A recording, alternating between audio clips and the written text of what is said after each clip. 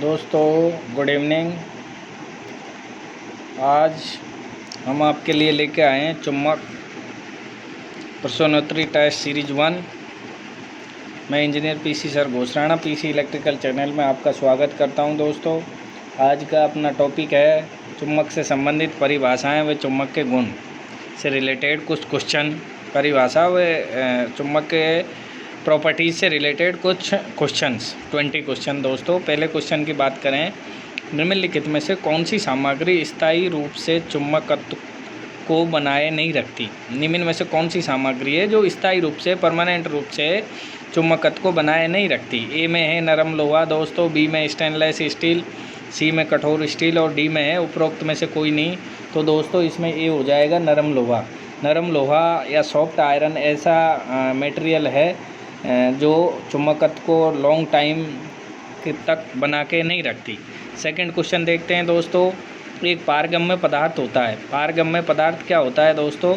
तो एक अच्छा कंडक्टर होता है, एक बुरा कंडक्टर, एक मजबूत चुम्बक, या जिसके माध्यम से चुम्बकीय बल रेखाएं बहुत आसानी से गुजर जाती हैं। पारगम्य पदार्थ वह होता है जिससे मैग्नेटिक बल रेखाएं, मैग्नेटिक फोर्स लाइंस हैं, वो आसानी से फ्लो हो जाएं, आसानी से गुजर जाएं। इसमें डी हो जाएगा दोस्तों दूसरे का राइट आंसर। तीसरे क्वेश्चन की ओर रुख करें, स्थायी चुम्बकों का उपयोग किया जाता है। निम्न में से स्थायी चुम्बकों का उपयोग कहाँ किया जाता है दोस्तों? तो स्थायी चुम्बकों का उपयोग लाउड स्पीकर में, जनरेटर, मोटर सभी में करते हैं। तो दोस्तों इसका डी करेक्ट आंसर हो जाएगा, थर्ड का करेक्ट आंसर डी हो जाएगा दोस्तों। फोर्थ क्वेश्चन देखते हैं, निम्नलिखित में से अधिकतम पारगम्यता होती है। निम्नलिखित में से किसकी पारगम्यता अधिकतम होती है? ए में है पीतल, ब्रास, इंग्लिश में पीतल को दोस्तों ब्रास कहते हैं। बी में है कॉपर, जिंक और सी में है, डी में है एबोनाइट। तो इसका राइट आंसर हो जाएगा दोस्तों एबोनाइट। एबोनाइट ऐसी धातु है जिसकी सर्वाधिक या मैक्सिमम परमेबिलिटी होती है, अधिकतम पारगम्यता होती है दोस्तों। 5 क्वेश्चन देखते हैं, किसी मटेरियल का चुम्बकीय प्रतिष्ठंभ, किसी मटेरियल का चुम्बकीय प्रतिष्ठंभ होता है, चुम्बकीय प्रतिष्ठंभ घटता है जब क्रॉस सेक्शन एरिया बढ़ाते हैं। तो दोस्तों क्रॉस सेक्शन एरिया जैसे ही बढ़ाते हैं तो चुम्बकीय प्रतिष्ठंभ मटेरियल का क्या होता है? घटता है। तो करेक्ट आंसर ए हो जाएगा 5 का दोस्तों। 6 को देखें, फ्लेमिंग के बाएं हाथ का नियम खोजने के लिए उपयोग किया जाता है। तो फ्लेमिंग का बाएं हाथ का नियम चुम्बकीय क्षेत्र में रखे धारावाही चालक पर लगने वाले बल की दिशा को बताता है।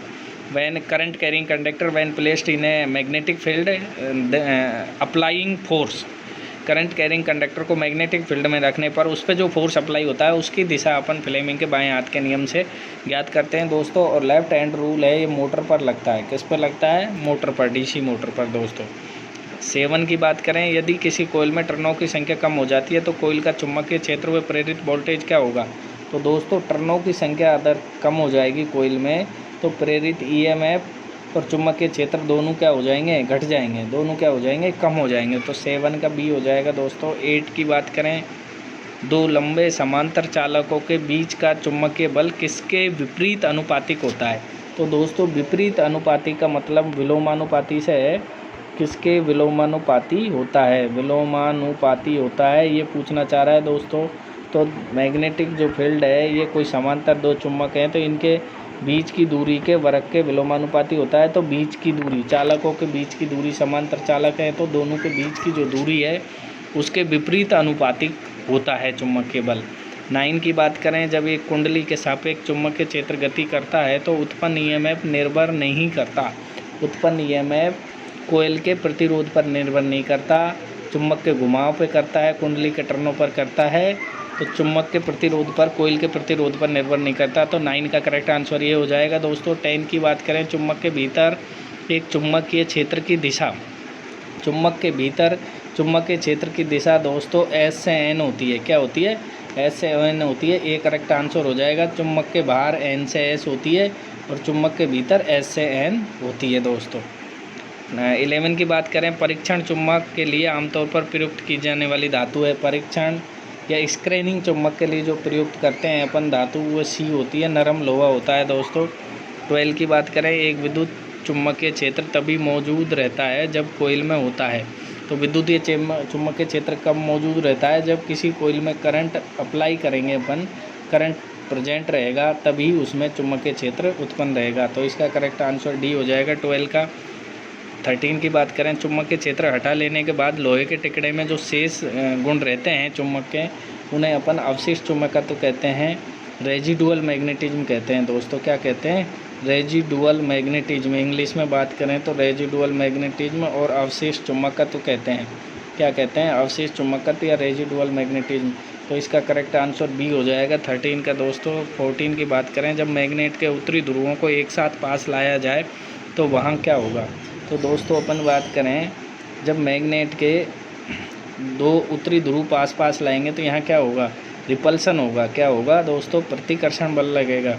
पास समान ध्रुव जब पास आते हैं तो प्रतिकर्षण लगता है, विपरीत ध्रुव आते हैं तो आकर्षण लगता है। तो इसका करेक्ट आंसर डी हो जाएगा 14 का दोस्तों। 15 की बात करें, नरम लोहे से चुम्बक बनाने का सबसे प्रभावी और तेज़ तरीका है। नरम लोहे से चुम्बक बनाने का सबसे प्रभावी तेज़ तरीका है धारावाही कुंडली के अंदर ले जाना। धारावाही कुंडली के अंदर ले जाना। कोई धारावाही कुंडली है, इसके अंदर सॉफ्ट आयरन फीस ले जाएंगे तो चुम्बक सबसे सर्वोत्तम और प्रभावी तेज़ तरीके से बनेगा। तो 15 का ये आंसर हो जाएगा। 16 की बात करें, कीपर का उपयोग किया जाता है। तो दोस्तों कीपर का उपयोग चुम्बक के लाइनों की दिशा बदलने में, फ्लक्स को बढ़ाने में, फ्लक्स को रिस्टोर करने में, जो फ्लक्स का लॉस हो गया उसको दोबारा से रिस्टोर करने में, फ्लक्स को बंद रास्ता प्रदान करने में। तो क्लोज्ड पाथ फ्लक्स को प्रदान करने के लिए कीपर का उपयोग किया जाता है दोस्तों। 17 की बात करें, किसी चुम्बक के चुम्बकत्व को नष्ट किया जा सकता है। किसी चुम्बक के चुम्बकत्व को नष्ट किया जा सकता है तो ताप से बिल्कुल सही है, हैमरिंग से, किसी अन्य चुम्बक की आघातात्मक क्रिया द्वारा, इंडक्टिव एक्शन द्वारा। तो दोस्तों इसमें डी हो जाएगा। उपरोक्त सभी सही हैं। इसमें क्या है? डी करेक्ट आंसर हो जाएगा, उपरोक्त सभी। 18 की बात करें दोस्तों, कुंडली में धारा की दिशा रिवर्स करने पर, ये कोई कुंडली है दोस्तों, इसमें धारा इधर से जा रही थी, अपन इसको क्रॉस करके करंट की दिशा से दे देंगे तो क्या होगी? कुंडली में क्या होगा? चुम्बकीय क्षेत्र की दिशा उल्टी हो जाएगी। क्या हो जाएगी? चुम्बकीय क्षेत्र के जो पोल बन रहे थे, ध्रुवता, वे भी विपरीत हो जाएंगी। तो इसका करेक्ट आंसर ए हो जाएगा दोस्तों 18 का। 19 की बात करें, चुम्बकीय बल को हटाने के बाद चुम्बकित रहने के लिए एक मटेरियल की क्षमता को किस रूप में जाना जाता है? चुम्बकीय बल को हटाने के बाद चुम्बकित रहने के लिए एक मटेरियल की क्षमता को किस रूप में जाना जाता है? रिटेंटिविटी कहते हैं दोस्तों। चुम्बकीय क्षेत्र हटाने के बाद चुम्बकित रहने के लिए जो मटेरियल के पास जो एनर्जी होती है, जो क्षमता होती है, उसे रिटेंटिविटी के रूप में जाना जाता है। 20 की बात करें, स्थिर चुम्बकीय क्षेत्र में स्थिर चालक के पास प्रेरित वोल्टेज होगा। स्थिर चुम्बकीय क्षेत्र में स्थिर चालक के पास प्रेरित वोल्टेज होगा। दोस्तों इसमें क्या हो रहा है?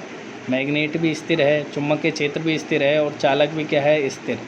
तो मैग्नेट और चालक दोनों चीज़ स्थिर हैं, ये भी स्थिर है और ये भी स्थिर है। जब दोस्तों दोनों चीज़ स्थिर रहेंगे तो चुम्बकीय लाइन का छेदन नहीं होगा। चुम्बकीय लाइन का छेदन नहीं होगा तो जो ईएमएफ बनेगा वो क्या बनेगा? जीरो। तो प्रेरित ईएमएफ क्या होगा? जीरो। तो इसका करेक्ट आंसर ये हो जाएगा।